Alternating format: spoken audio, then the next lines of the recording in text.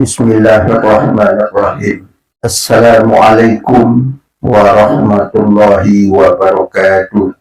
Alhamdulillahilladzi ahyana ba'dama amatana wa ilaihin nusyur. Asyhadu an la ilaha illallah wa asyhadu anna Muhammadan abduhu wa rasuluh.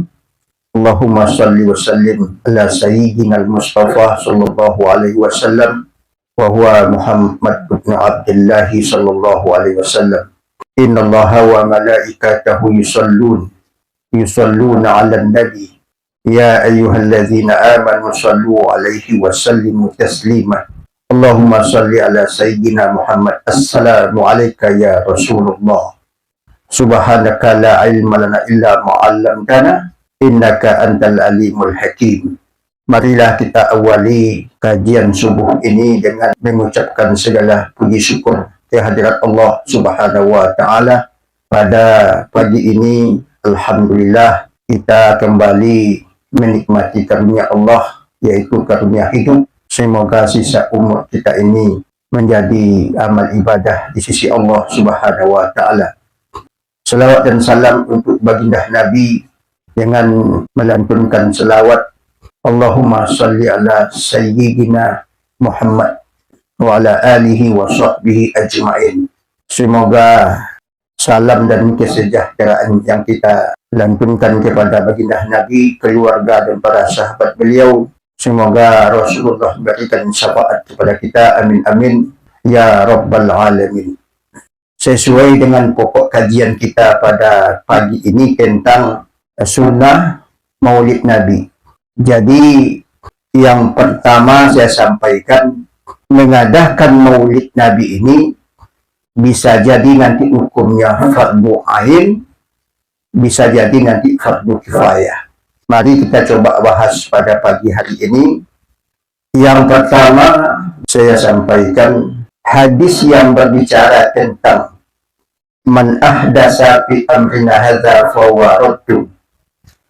Siapa yang membikin melakukan sesuatu, man ahdasa fi amrina hadza, siapa yang membikin dalam persoalan kita ini, kata Nabi, atau dalam persoalan syariat yang dibuat oleh Nabi atau yang diterima dari Allah Subhanahu wa Ta'ala, siapa yang membuat-buat, mengadah-ngadakan, bahwa raddun, maka itu tertolak. Itu ungkapan Nabi Muhammad SAW dan itu sahih. Kemudian Nabi juga mengatakan kullu bid'ah dhalalah wa kullu dhalalah finnar. Setiap yang dibuat dan dibikin itu yang tidak ada konteksnya dibuat oleh Nabi, katakanlah itu disunnahkan oleh Rasul, maka itu disebut dengan bid'ah, dan kullu bid'ah dhalalah wa kullu dhalalah finnar. Hadis ini harus dipahami konteksnya, substansinya, kemudian cara pengolahan hadisnya. Maka orang yang mengatakan maulid Nabi itu dengan dasar dalil ini, sekali lagi saya sampaikan, orang yang mengadakan maulid Nabi dengan dalil ini, mengatakan maulid Nabi itu bid'ah dan sesat. Saya sampaikan dalam kajian subuh ini orang yang tidak paham dan tidak mempelajari. Saya ulangi, orang yang mengatakan maulid Nabi itu bid'ah dan sesat dengan dalil ini, saya sampaikan, saya tegaskan, ini orang yang tidak belajar memahami metode istinbat hukum yang dibangun oleh para ulama salaf itu sendiri. Kan ada metode penetapan hukum yang dibangun oleh para ulama, itu ulama salaf yang membuat metode atau istinbat hukum, metodologi dalam penetapan hukum. Ini orang yang tak paham. Jadi saya ulangi lagi, orang yang mengatakan maulid Nabi itu sesuatu yang dibikin-bikin dan sesat, Ini orang yang tak paham metodologi penetapan hukum. Metodologi itu dibangun oleh para ulama menggali rahasia ayat dan hadis Nabi Muhammad SAW. Jadi jangan terlalu gegabah mengatakan di Arab Saudi itu nggak ada maulid Nabi. Apakah Islam itu hanya dipedomani di Arab Saudi? Coba pergi ke Mesir. Kalau di Mesir itu maulid Nabi itu meriah sekali. Jangan terlalu tabah mengatakan maulid Nabi itu bid'ah dan sesat. Jemaah yang mulia, ini dulu yang penting saya sampaikan. Apa maksud dari hadis ini? Ini dipahami baik-baik. Kemudian nanti ada istihsan bin nas, menggunakan dalil umum, dalil yang lain, dan itu merupakan argumen untuk petunjuk dibolehkannya maulid Nabi. Istihsan bin nas.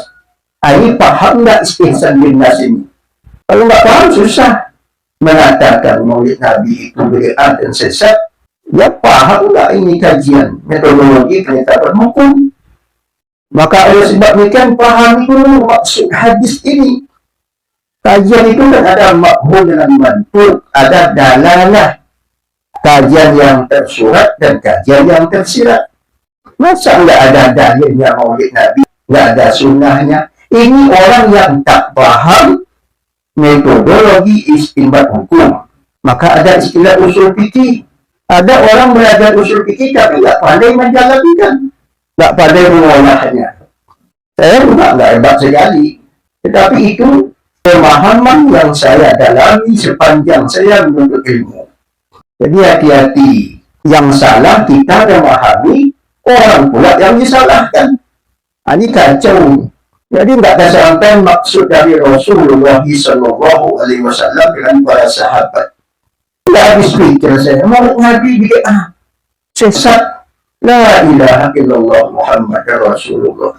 Imam Syafi'i saja, orang yang meninggalkan sholat dengan sengaja, dia tidak menghakimi kafir. Masih disolatkan, masih dilakukan penyelenggaraan secara syar'i. Orangnya disolatkan. Imam Syafi'i tidak mengatakan itu kafir akidah, tetap disolatkan. Apalagi maulid Nabi dibilang sesat. Saya nggak habis pikir, ini orang yang tidak sampai menyelesaikan sebuah studi metodologi penetapan hukum atau kajian usul fikih yang dibangun oleh para ulama salafi juga yang membuat metodologi ini, dan itu yang saya pedomani.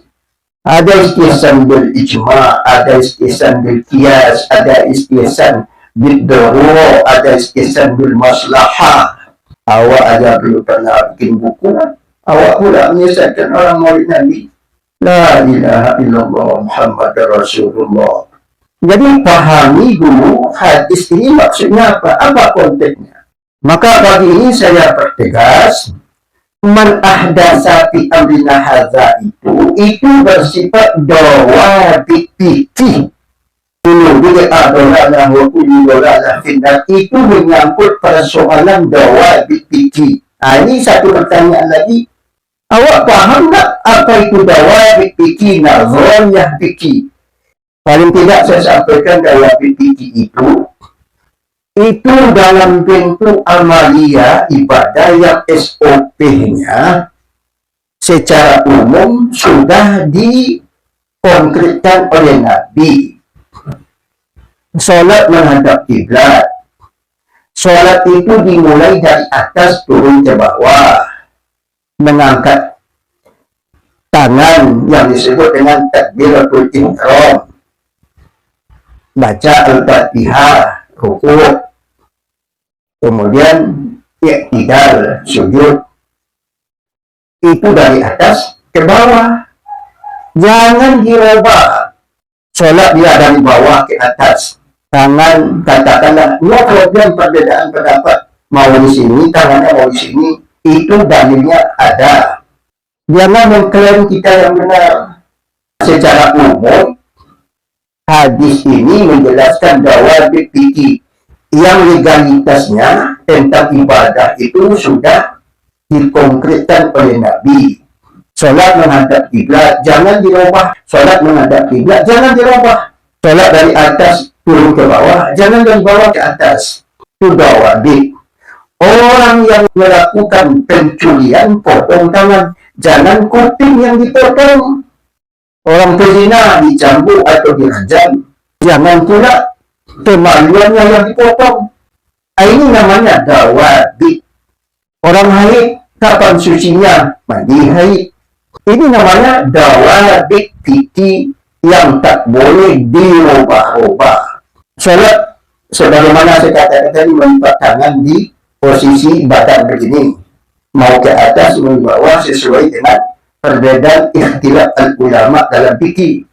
Jangan dirubah begini. Ini namanya bid'ah. Ini yang bid'ah dolalah itu, wa kullu dolalah finnar. Ini maksud hadisnya, merubah dawabit fikihnya. Kalau tak paham ini payah. Ini satu semuanya. Tidak dilihat aspek dalil yang lain yang menunjukkan kebolehan tentang sesuatu yang tidak termasuk secara umum dalam konteks dawabit fikih, tapi menggunakan dalil yang lain. Dalam fikih juga ada nazariyah, kerangka teoritis fikih. Dalam ayat Al-Quran tak ada dijelaskan sholatlah kamu menghadap kiblat, berwuduk dulu, angkat tangan, lipat tangan, baca buku. Struktur begini tidak ada dalam ayat, dibuat kerangka teoritis fikih. Silaturahim, qadbus salam, i'adah al-marid, menghubungkan silaturahim. Tetapi bukan hanya itu hanya sampel dalam dalil syar'i atau hadis Nabi. Rapat juga itu bagian silaturahim, gotong royong, musyawarah, dan yang lain-lainnya yang dikembangkan berdasar nazariyah fikih. Dalam ayat cuma mengatakan fala taqul lahuma uffin, jangan mengucapkan cis pada orang tua. Kalau ayat yang dipedomani hanya cis saja tidak boleh. Maka dibangun nazariyah fikih, metodologi penetapan hukum. Menjentik orang tua tak boleh, menyepaknya juga tak boleh, memukul menampak juga nggak boleh. Ini isti'ab al-ahkam berdasarkan istimbat hukum, mengembangkan hukum fikih berdasarkan metodologi yang dibangun oleh para ulama. Kalau nggak jumut ya baku. Ayat Al-Quran itu sifatnya jawami al-kalim, memiliki prinsip hukum umum. Al-ibrah bi'umumil lafzi la bi-khusus sabab. Jangan hanya satu sebab yang dilihat dalam konteks hadis, tapi prinsip hukum umum yang terdapat pada ayat dan hadis. Itu makanya ada kias, ada makmum dengan mantuk, ada dalalah. Imam Syafi'i menggunakan makmum dengan mantuk, Imam Hanafi menggunakan dalalah. Ada dalalah al-ibarah, ada dalalah al-isyarah, ada dalalah al-iqtibar, ada dalalah al-nas. Ini kan ulama sudah membangun kerangka-kerangka teori ini dalam penetapan hukum. Tidak cukup ulumul hadis, ulumul Quran, mesti dipandu oleh usul fikih, kaidah fikih. Itu ulama salaf yang membuat, bukan saya.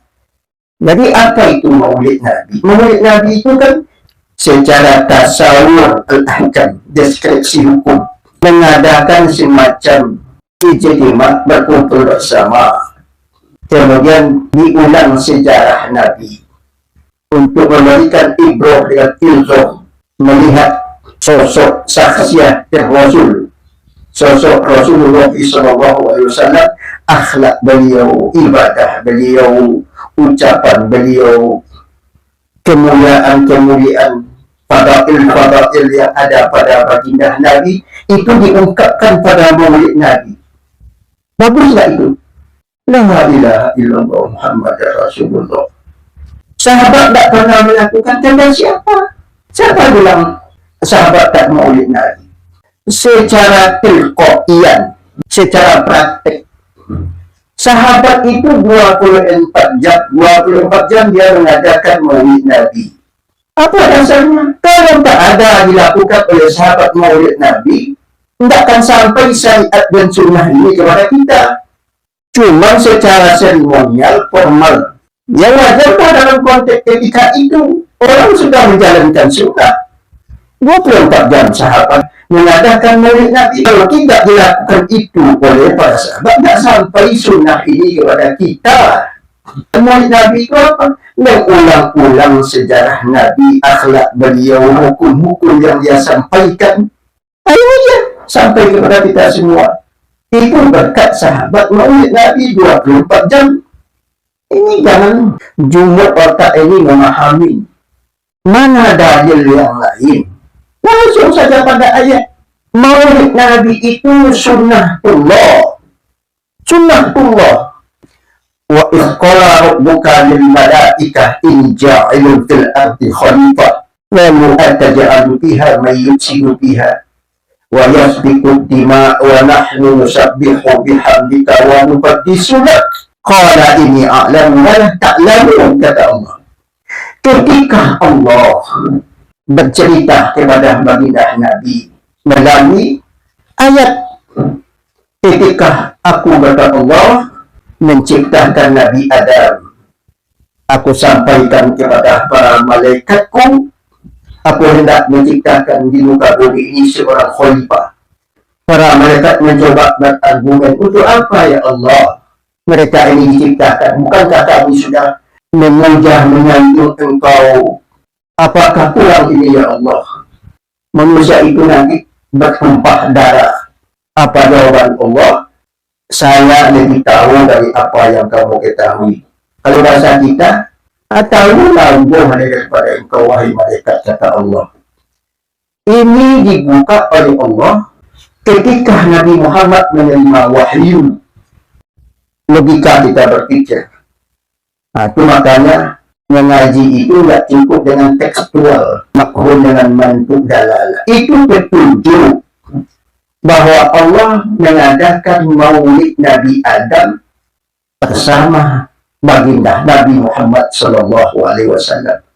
Ini substansinya maulid Nabi. Kita diminta untuk berbicara. Nabi Isra dan Mi'raj dipaparkan oleh Allah. Sejarah-sejarah yang akan datang maupun yang sudah berlalu. Ini bagian dari maulid. Ini maulid. Jadi maulid Nabi itu sunnatullah. Sunnatullah. Pada hari raya Aidil Adha melakukan korban. Mengambil ibrah. Sirah sejarah Nabi Ibrahim dengan Ismail. Itu maulid. Maulid. Mengingat sejarah Nabi Ibrahim dengan Ismail. Bagaimana beliau ketaatan, keikhlasan dan lain-lainnya. La ilaha illallah. Ini maulid Nabi. Sunnatullah. Sunnatullah. Siapa bilang ini bid'ah? Saya nggak habis pikir. Nggak habis pikir. Sunnatullahi. Ini sunnatullah. Mengadakan maulid Nabi itu sunnatullah. Awalam yahdi lahum kam ahlakna min qablihim minal qurun. Allah bercerita umat-umat yang terdahulu. Ini bukan bahagian maulid, deskripsi sesuatu yang berlalu diungkapkan kembali untuk mengenang, kemudian mengambil ibrah. Itu yang kita lakukan di maulid Nabi. Ini buka sejarah sirah Nabi, diambil ibrah, dikutip apa-apa yang punya nilai. Tapi kita mengatakan Nabi itu qudwah. Wa ma arsalnaka illa rahmah lil alamin. Bagaimana rahmat itu kalau tidak dibuka sejarahnya? Nanti kita buka sejarah ini kepada anak-anak kita di masjid, disampaikan oleh para ustaz, buka sejarah Nabi. Nanti anak kita itu, kita sudah meninggal, dia menyampaikan pula kepada anaknya. Ini kan rahmat. Rahmat itu tak bisa sampai kalau tak dibuka sejarahnya. Maka kembali kepada hukum asal, apa itu maulid Nabi? Itu dia tadi mengulang sejarah Nabi, sirah dia. Itu ayat sunnatullah maulid Nabi. Mana dalil hadis? Ketika Nabi ditanya, kenapa berpuasa ya Rasulullah? Pada hadisnya, ada yaum, kata Nabi, yaumul wulidtu fi. Ini hari kelahiranku. Ada dalalah al-isyarah yang diungkapkan Nabi itu dia melakukan sesuatu terhadap dirinya tentang hari kelahiran dia. Kayak kita bawa keluarga makan pada tanggal tertentu tahun, kemudian ditanya, kenapa kamu membawa keluarga makan? Ini hari kelahiranku. Itu namanya maulid tentang seseorang di hari kelahirannya. Maka Nabi puasa pada hari Senin, dia memperingati hari kelahirannya dalam bentuk ibadah. Maka ini dalalah al-isyarah, petunjuk. Apalagi kita umatnya. Kalau nggak kita suka sirah Nabi, apalagi zaman sekarang, bisa betul sejarah ini. Orang tak kenal dengan baginda Nabi Sallallahu Alaihi Wasallam. Ini namanya dalil dan bisa dipakai untuk maulid Nabi Sallallahu Alaihi Wasallam.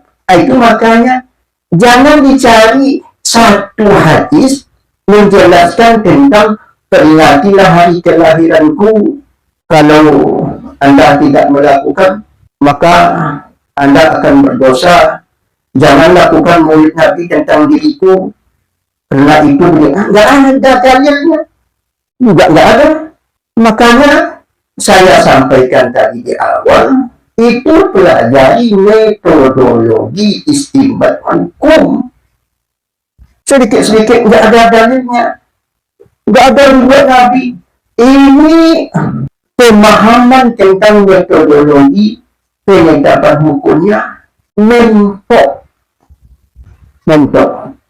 Masa nggak ada dalilnya? La ilaha illallah Muhammad Rasulullah. Maka orang tak menggunakan metodologi istinbat hukum yang dibuat oleh ulama salaf itu, yang dalam konteks salafi hakiki itu, makanya tak paham. Kalau disatu semuanya bid'ah, bapak anaknya kuliah di perguruan tinggi, bayar nggak uang kuliah? Coba cari hadis Nabi, tuntutlah ilmu itu dari ayunan sampai ke liang lahat. Minal mahdi ilal lahad. Adakah di situ diungkapkan menuntut ilmu pakai uang UKT? Boleh nggak menuntut ilmu pakai bayar? Sekarang pakai UKT. Kalau nggak pakai UKT, nggak bisa kita sekolah. Bid'ah lagi. Apakah ada dalam ayat Al-Quran hukum itu dibagi 5? Wajib, makruh, haram, sunat, mubah? Nggak ada. Yang ada dalam ayat itu al-awamir wa nawahi, larangan dan perintah, dibagi oleh ulama. Ulama pula yang dibid'ahkannya. Awak yang tak beres, ulama pula yang disalahkan. Coba saya tanya Nabi, menikah zaman Nabi, adakah kartu nikah? Anak yang lahir pakai akta kelahiran? Nggak ada. Kenapa kok dibikin bid'ah lagi? Hak milik zaman Nabi, man ahya al-ardha fahuwa mustahaqqun. Siapa yang membuka lahat itu tanah milik dia. Pakaikah surat tanah melapor ke kita pada pemerintah? Nggak ada. Kenapa kok ada sekarang?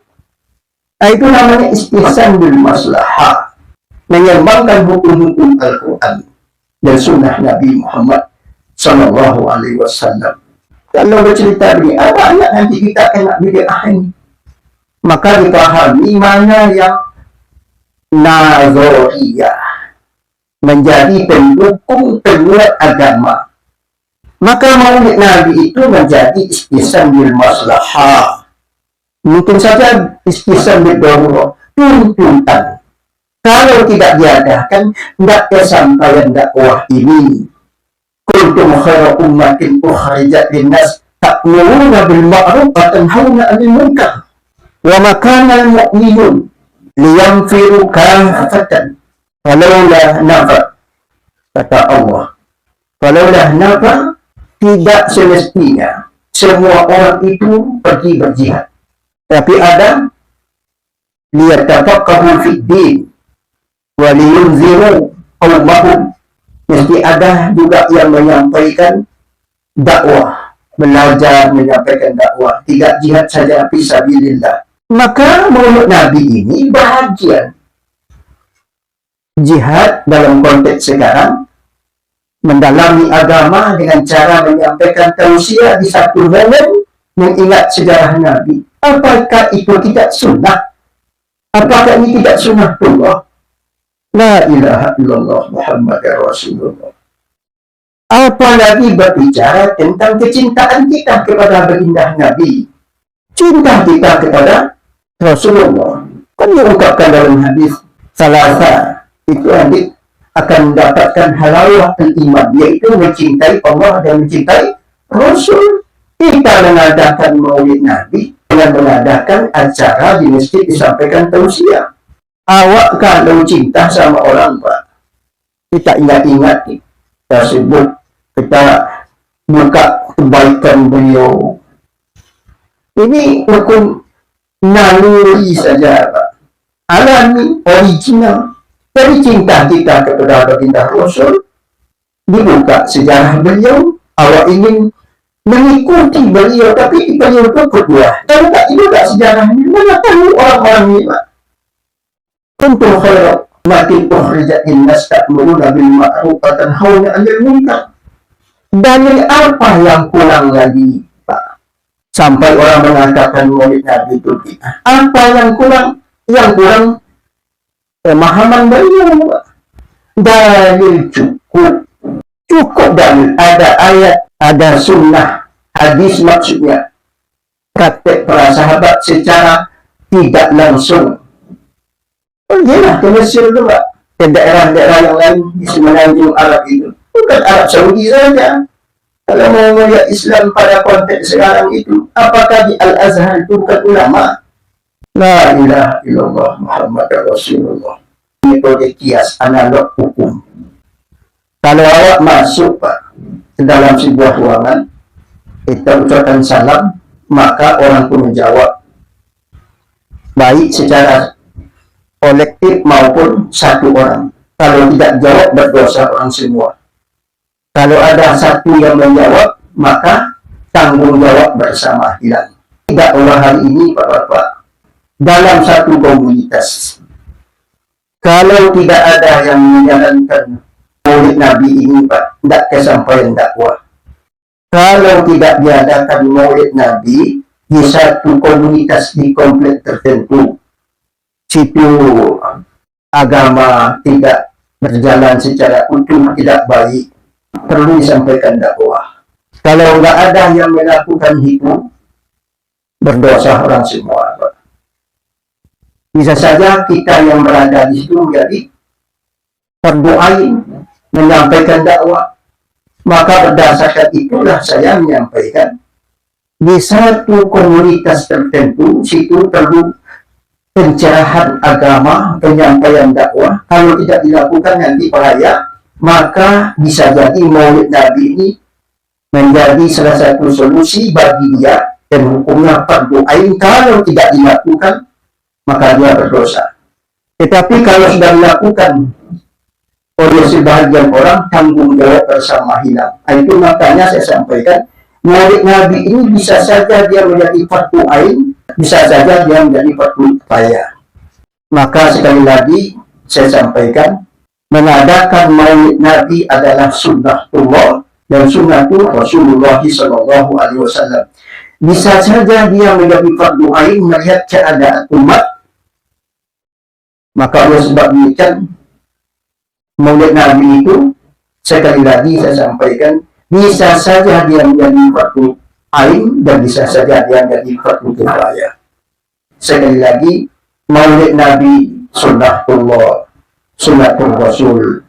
Kemudian kecintaan kita kepada baginda Nabi. Jadilah engkau umat yang mengajak kepada kebajikan, mencegah dari yang munkar. Hukumnya bisa saja menjadi fardu ain, bisa saja menjadi fardu kifayah. Wallahu a'lam.